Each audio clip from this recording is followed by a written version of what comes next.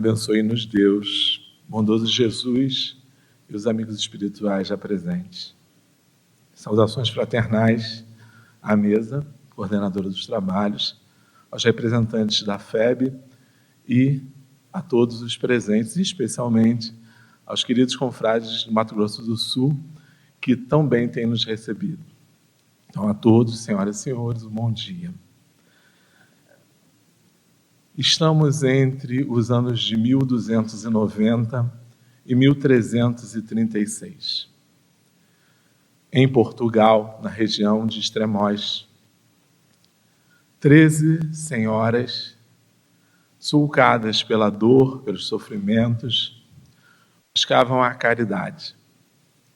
Era uma quinta-feira chamada Santa, quando se comemora a última ceia do Senhor, onde Jesus faz a cerimônia do lava-pés, demonstrando para nós que a humildade seria de grande importância para aqueles que querem alcançar o reino dos céus.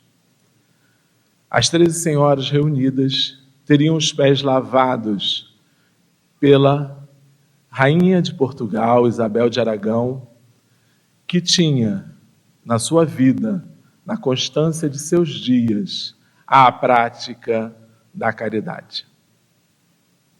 Inicia-se então a lavagem dos pés, sendo que uma das senhoras tinha os pés cobertos de chagas, e sabendo que a soberana, já de grande nobreza, fazia aquele ato, não queria ultrajá-la com o cheiro, o odor das chagas e a visão pútrida que se encontrava naquele momento em seus pés. Então ocultou o pé doente e deixou apenas o pé são na bacia de água. Chegando a ela, Isabel de Aragão percebe que só há um pé. Pergunta a ela por que não colocou o outro pé. E ela explica então a situação. De imediato, aquela doce alma, que obviamente suplantaria qualquer problemática nessa situação, pede que ela coloque o outro pé. Lava-o com extremo cuidado, como se nada houvesse ali. E além disso, beija-o com toda doçura. Para a admiração de todos, de imediato, as chagas se fecham, a ferida se cura e a mulher se encontra limpa. Santa, se nós buscarmos a origem etimológica da palavra, vamos perceber,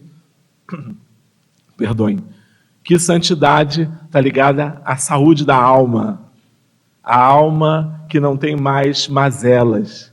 E assim, como Isabel, muitos outros vieram até nós trazendo a bandeira da caridade. Em O Evangelho segundo o Espiritismo, a máxima fora da caridade não há salvação ganha um capítulo inteiro, o capítulo 15, para que nós pudéssemos refletir a respeito da necessidade máxima de sua prática. Lá os Espíritos dizem que a prática da caridade vai afastar duas grandes mazelas da humanidade, o egoísmo e o orgulho. E fazendo par com a humildade, vai tornar cada um de nós seres melhores, seres no caminho da perfeição, a alcançar um dia a chamada salvação. Então, fora da caridade não há salvação é uma condição. Significa dizer que se não tivermos caridade, não vamos alcançar a felicidade. Lembro-me ontem da Sandra falando que não dá para ser de uma hora para outra, mas a perfectibilidade que está em nós, que Deus, quando nos criou, colocou em nós, vai fazer com que a gente consiga, passo a passo, condição de alcançar a felicidade, a salvação. Então, para discutir isso, vamos lembrar como é que o homem encarava a salvação desde que foi trazida a notícia de que nós podemos ser salvos pelos nossos atos. Quando o fora da caridade não há salvação foi colocado no Evangelho, fazia contrapartida, fora da igreja não há salvação. Ao salvacionismo religioso, a questão de você estar vinculado a uma religião que lhe salvaria. O que, na verdade, traz mais prejuízo do que verdade, porque faz com que o indivíduo fique centrado apenas num sectarismo religioso, numa defesa daqueles companheiros que consigo irão à salvação. Os outros que se percam.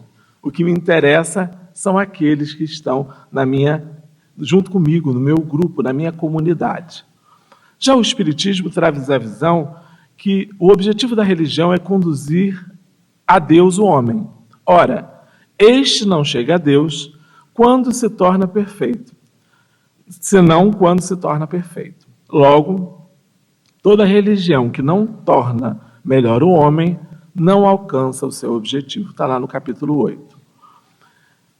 Vou compartilhar com vocês um caso que aconteceu na cidade do Rio de Janeiro, aquela minha cidade bucólica e calma, onde entrar no táxi é sempre uma aventura. E eu faço isso de vez em quando. Ia para uma palestra num táxi. Quando eu entrei, o indivíduo tinha no som uma música gospel altíssima, que mal se podia ter os ouvidos ao que acontecia do lado de fora. Eu estranhei aquilo, mas como estava muito concentrado para fazer a palestra, até meio que abstraí. Mas ele não sossegou, se dirigiu a mim e disse assim: o senhor está achando o som alto? Aí eu disse assim: não, embora estivesse, né? Mas quis ser gentil. E continuei com a viagem. Eu normalmente faço atendimento fraterno no táxi, é sempre comum.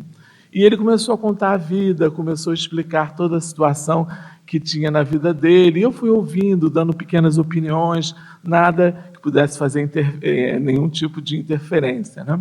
Mas comentando e tal. E ele então me disse assim: porque o senhor sabe que eu sou cristão. Ficou esperando um posicionamento meu. Mas eu não ia, em momento nenhum, fazer separação. Se eu digo, não, eu sou espírita, a gente ia ter uma pequena guerra dentro do táxi.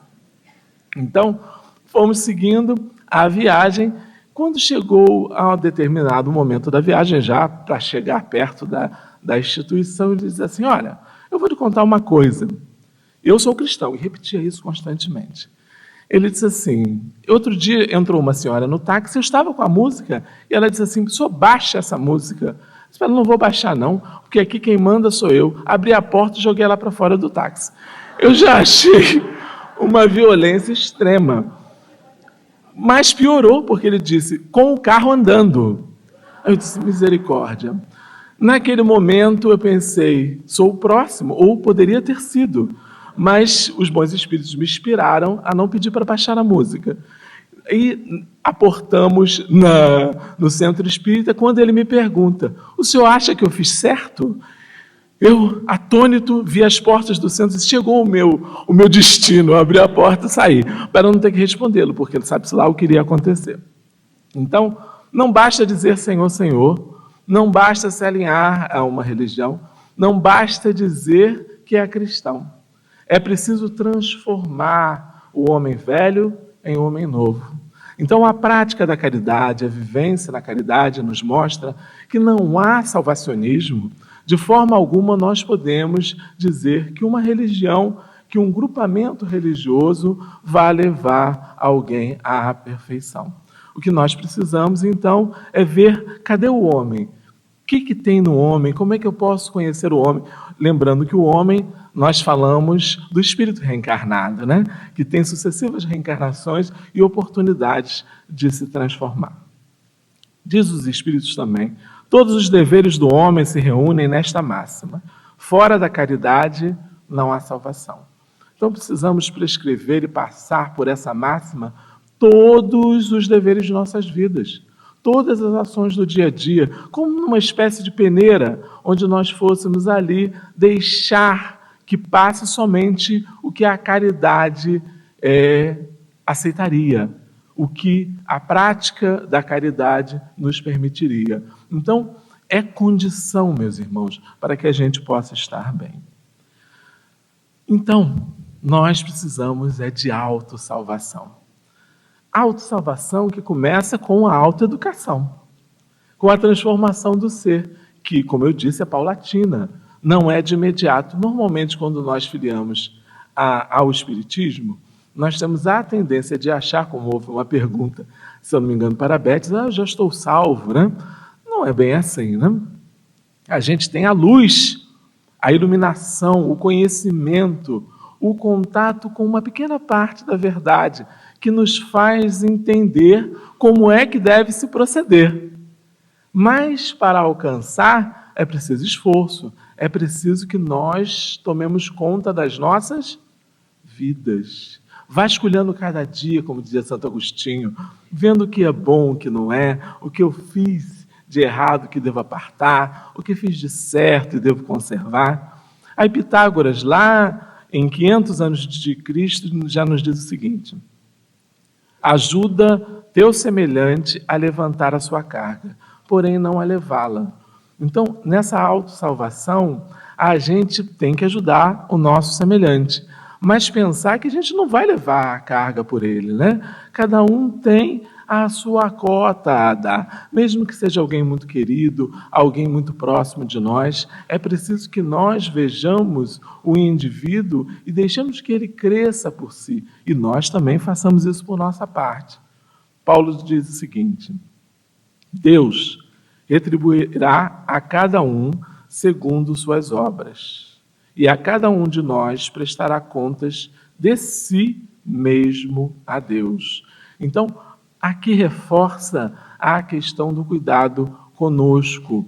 Então, nós vamos trabalhar à medida que vivemos, à medida que convivemos, à medida que as vidas sucessivas passam, para a nossa evolução, para o nosso progresso. Isso não significa que devemos nos mergulhar no egoísmo e olhar só para nós, mas entender que o indivíduo que mais precisa de ajuda somos nós.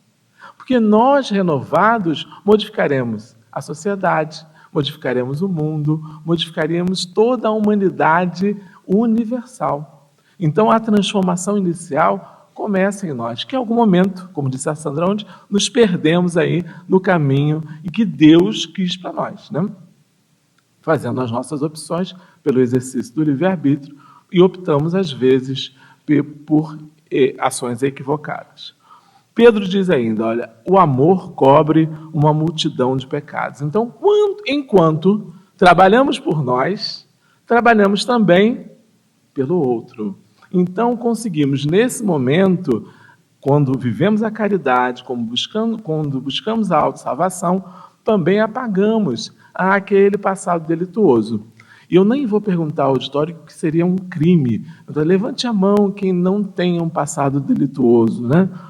Mas, de um modo geral, sabemos todos nós, pelo processo evolutivo, pelo nível evolutivo que estamos, no planeta que estamos, que temos muitos compromissos do passado, que o passado ainda nos prende, que muitas algemas ainda nos retêm. Então, à medida que praticamos a caridade, agindo por nós, agiremos também pelos nossos semelhantes. Então, não é também para fazer caridade programada, ou aquela caridade assim, olha, essa aqui está pagando 3 débitos do passado, aquela ali 4, né? Aquela ali 5. Então é praticamente uma contabilidade do que se deva resgatar do nosso passado. Então não é para fazer isso. É óbvio que agir com naturalidade é sempre o caminho ideal para seguirmos as nossas vidas. Jesus diz, àquele que quiser vir após mim, renuncie a si mesmo, tome a sua cruz e siga-me. Então, na medida que nós vamos olhando mais o semelhante, a nossa salvação se constrói, porque a gente passa a se esquecer de si, de nós mesmos, né? Quando nós estamos numa atividade do bem, e essa atividade é sincera, e não é, como eu disse, uma atividade programada ou profissional, que tem a caridade profissional, né? A gente percebe que a gente se esquece de si, né? Esquece de se alimentar, Né? Ontem eu ouvi isso, que uma companheira não se alimenta durante os trabalhos porque fica envolvida pelos trabalhos. Eu disse, meu Deus, pode ter até uma síncope, se fosse eu já tinha desmaiado, porque eu não aguento ficar sem comer. Mas ela faz isso por quê? Porque esquece de si, né? Está entregue, doada ao outro. Coisa importante para nós espíritas, né?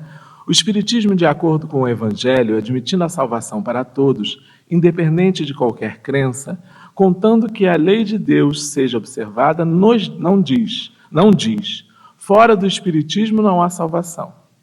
E como não pretende ensinar ainda toda a verdade, também não diz, fora da verdade não há salvação, pois que esta máxima separaria em lugar de unir e perpetuaria os antagonismos. Então, ser espírita não nos dá passaporte para nosso lar, para nenhuma colônia espiritual. Então, alguns espíritos dizem, eu vou para nosso lar, e eu sempre pergunto, tem já entrada o passaporte, o ticket? Porque eu queria saber onde compra, porque eu não sei se eu tenho, né?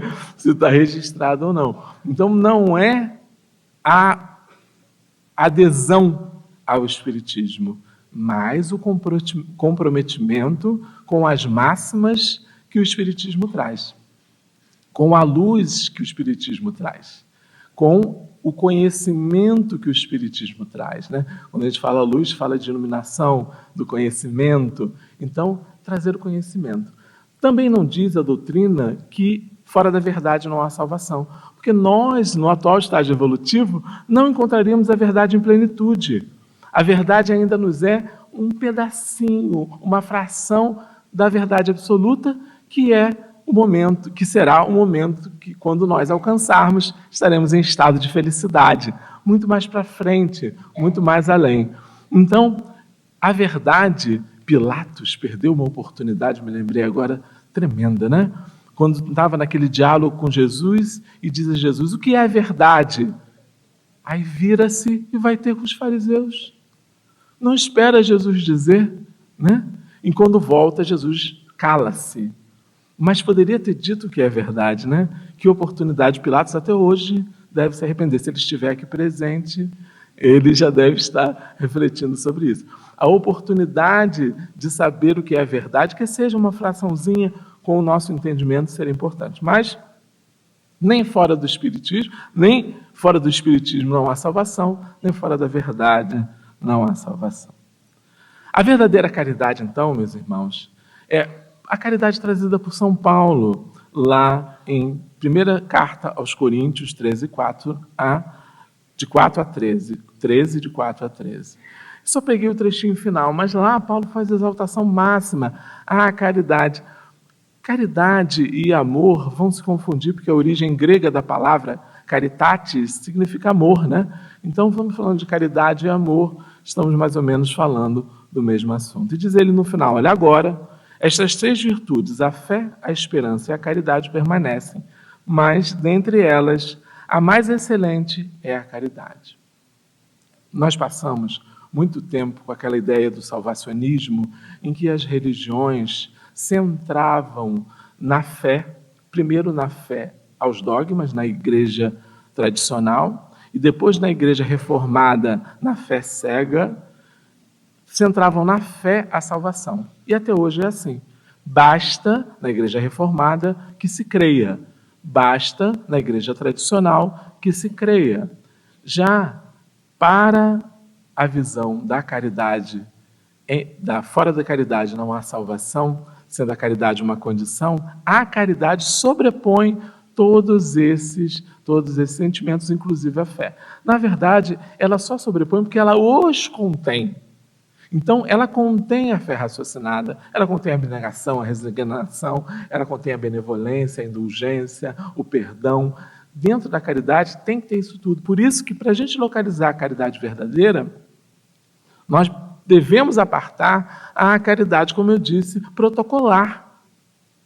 A caridade que a gente vai, entrega alguma coisa, ou tira do bolso um dinheiro e dá, que a gente chama de esmola, né? Ou aquela caridade que mais alivia o nosso coração do que o outro, né?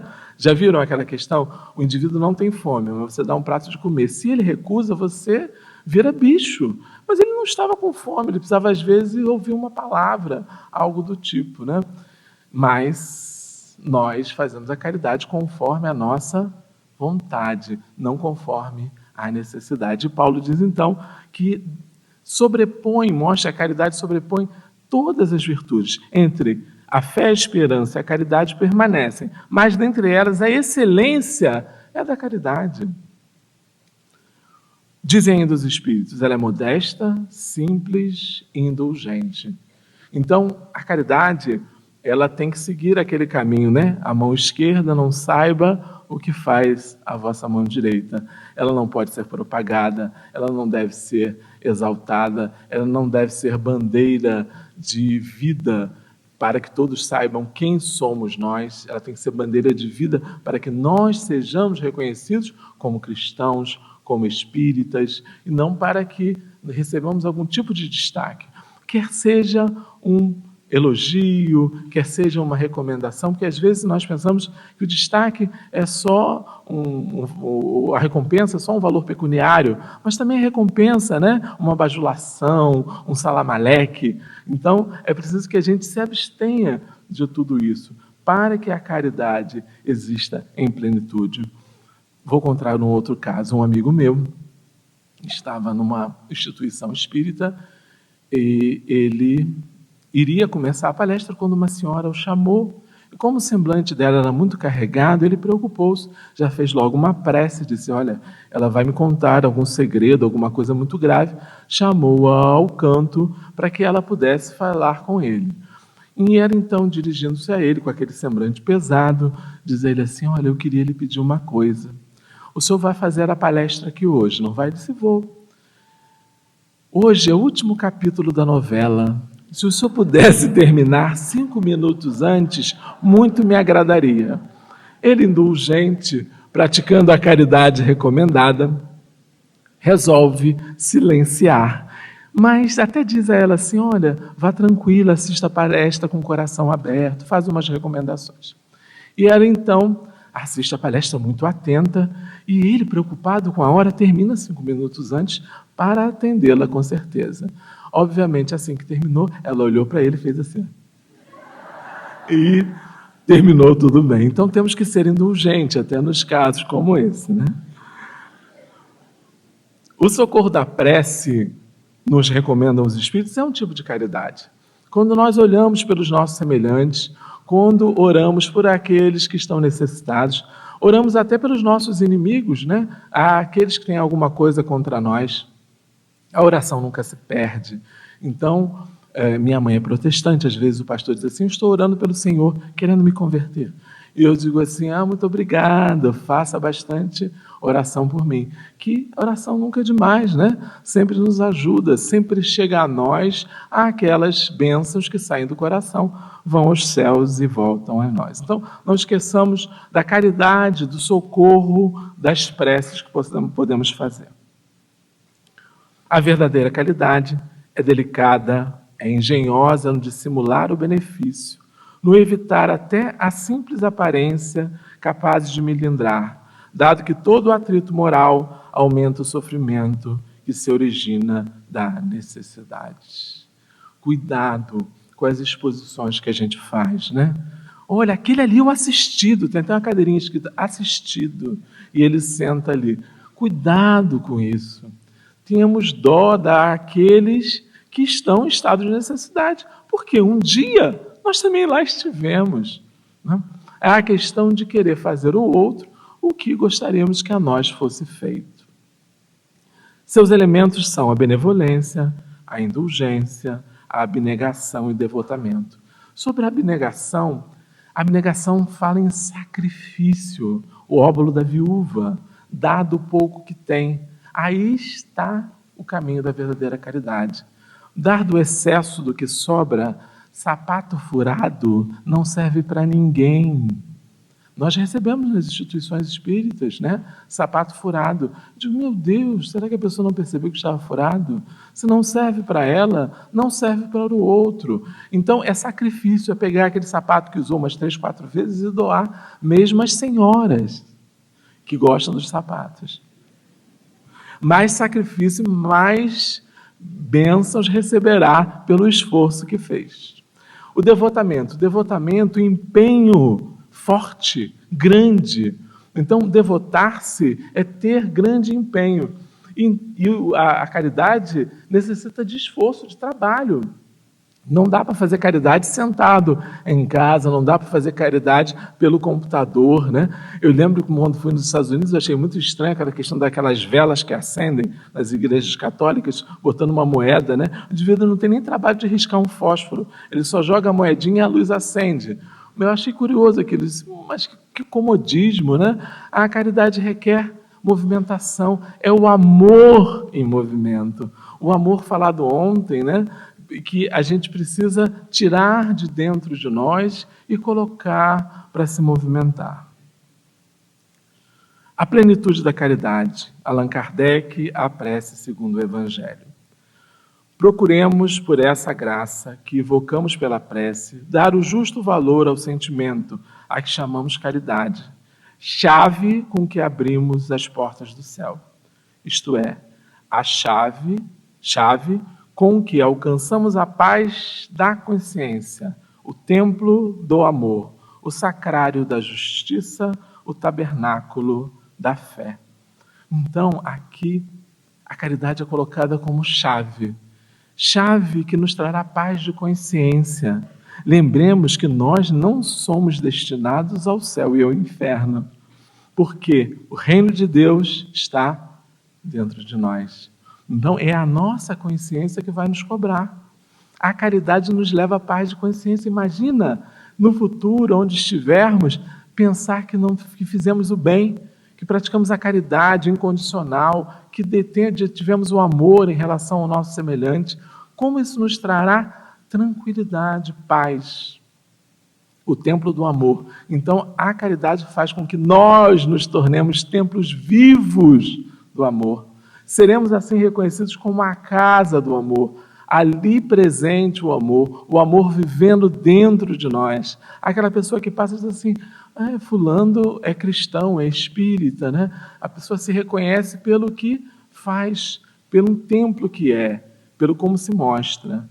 É o sacrário da justiça. Sacrário é o lugar onde se guarda o sagrado. Então, é sacralizar a justiça, entender que a caridade faz parte da justiça divina. É o bem se cumprindo. Se alguém merece o bem, há de ter alguém que o faça. Então, no momento que nós somos caridosos, nós estamos contribuindo com a justiça divina, fazendo-se cumprir a justiça divina. Nós seremos sacrário da justiça. E o tabernáculo da fé. Tabernáculo é residência, morada. Então, a fé morará em nós. A fé raciocinada, que nos foi apresentada pela doutrina espírita. A fé que questiona, a fé que coloca em dúvida, mas a fé que, sustentada por essa razão, não se abala. Pode passar o vento, a tempestade, mas ela estará lá firme. Como é que a gente pratica a caridade? Tem que começar por nós. Diz Jesus, amar ao próximo como a si mesmo. Quem não se ama não consegue viver a caridade em plenitude. Eu fico feliz demais no dia que nós podemos estar na Câmara Legislativa, né? Aquelas senhoras, tudo muito bonitinhas, arrumadas, né? Com aquele visual bonito. Como é bom a gente se cuidar. Claro, não só a casca, o interior também, mas a casca também merece alguns cuidados, né? Então vamos nos preocupar com como que a gente se apresenta. Lembro de Malena falando de nós representando o Espiritismo, estarmos bem ilustrados, com sapatos lustrados, né? Bem, eu fiz isso hoje, tentei, né? Então é preciso que a gente cuide de si, que se preocupe conosco, para começar a ser caridoso conosco e aprender a exercitar a caridade. A inteligência é rica de méritos para o futuro, mas sob a condição de ser bem empregada. Infelizmente, muitos a tornam instrumento de orgulho e de perdição contra si mesmo. Nós vivemos num mundo capitalista regido por uma ética capitalista, que diz que nós devemos cada vez mais sobreviver por conta própria. Aí nos impingem títulos, nos impingem estudos e estudos e estudos, cada vez tem mais título novo e o indivíduo não sabe mais o que é e está calcando, não é mais PhD, agora já é PP, não sei o que lá, e aí vai para frente e não se sabe mais quem sabe mais e o indivíduo passa a vida inteira estudando. O desenvolvimento da inteligência é importante? É, mas com equilíbrio, usando a inteligência para o bem, repartindo o talento. Imagina se só vive para si, para montar, aí alguns bem, vou usar um termo que talvez não fosse tão apropriado, bem cara de pau, diz assim, não, porque nesta vida eu só vim para desenvolver a inteligência. Ora, então quer dizer, esse capítulo do Evangelho foi escrito para nada. Se a caridade é o mais importante, precisamos equilibrar. Desenvolva a inteligência, Deus o quer, mas desenvolva também o amor em movimento, a caridade. Arranje um tempo para servir no centro espírita, fora dele, onde quiser, mas doe-se ao semelhante. Os homens se punem a si mesmos pelo contato dos vícios. Quando estiverem cansados de sofrer devido ao mal, procurarão remédio no bem. Então, os vícios que nos retêm normalmente estão ligados à questão de uma autopunição, né? De nós queremos, ainda pela questão da culpa, nos culpar, nos punirmos do que fizemos de errado. Então, à medida que praticamos a caridade, também conseguimos aplacar os vícios que ainda dormitam em nós. A caridade na família. A família é a célula do organismo vivência terrena, vida, existência material, né? Ela é ali que nós, nesse cadinho, nesse lugar de movimentação de substâncias, é que a gente vai se aprimorando. É o primeiro lugar onde a gente reconhece grandes amores e convive com grandes inimizades. Então, na família, precisamos da questão 886, associada a obras póstumas, aos postulados de Kardec. Solidariedade, tolerância e trabalho, trazemos benevolência, indulgência e perdão. Então, caridade e família é o exercício pleno da benevolência, da indulgência e do perdão. A benevolência, fazer o bem incondicionalmente, sem querer nenhum controle, sem querer nenhum cuidado. Vou tocar de novo no assunto dos vícios, dos ciúmes, né? Sem aquele ciúme excessivo, desequilibrado, pensando que é possível agir sem estar na patologia, agir com o coração querendo bem, querendo estar próximo daquela pessoa. Indulgência, a tolerância do estado espiritual das pessoas, de como cada um de nós está. E o perdão, sabendo esquecer o que a nós foi feito, que o perdão é nada mais do que isso, a gente lançar o véu do esquecimento aquilo que a nós foi feito de errado. Muitas vezes nós não conseguimos apagar definitivamente aquilo de nossa consciência, mas pelo menos esquecemos que foi feito, né? Agora, o perdão, cuidado, porque nós temos o perdão dos lábios e o perdão do coração. Há aquele aperto de mão normalmente feito no Natal, daquelas pessoas que não se falavam há 30 anos, que vem com aquela mão lânguida e aperta a mão do outro para dizer que ali se selou um arrependimento e depois a pessoa diz assim, eu perdoei ele, mas não quero nem mais vê-lo. Como é que é isso? Que perdão é esse, né? Ou então diz assim, se eu estiver numa calçada, eu atravesso, vou para outra porque ele passou, mas eu não tenho mais nada contra ele. Como não tem? Né? Então, é preciso buscar o perdão do coração, aquele que a gente faz vivamente, que dá a oportunidade de que convivam conosco, que estejam conosco. A prática dessas máximas, diz o Evangelho segundo o Espiritismo, leva à destruição do egoísmo. A caridade na sociedade. Aqui, Mateus 25, 34 a 40, também, lá no capítulo 15 do Evangelho segundo o Espiritismo. Quando foi que te vimos com fome e te demos de comer, ou com sede e te demos de beber? Quando foi que te vimos sem teto e te hospedamos, ou despido e te vestimos? Quando foi que te soubemos doente e preso e fomos te visitar? Em verdade vos digo, todas as vezes que isso fizestes a um desses mais pequeninos dos meus irmãos, foi a mim mesmo que o fizestes. Então aqui Jesus diz, quando fala dos meus pequeninos, Todos nós somos pequeninos para Jesus. Como fosse o irmão mais velho nosso, mais sábio, né? Então, não é só aquele que está em condição de sofrimento imediato, visível. São todos aqueles que existem na Terra. Então, nas mansões, nos lugares onde as pessoas se conservam ainda em abastança, também tem sofrimento. Também tem pequeninos, em que será preciso que nós voltemos a atenção a eles. Certinho. Fica aqui minha homenagem aos 100 anos do Centro Espírita, se não me engano, Vicente de Paula, né? Eu não sabia, mas encerro com essa frase de Vicente de Paula que diz assim: a caridade é, em todos os mundos, a eterna âncora de salvação.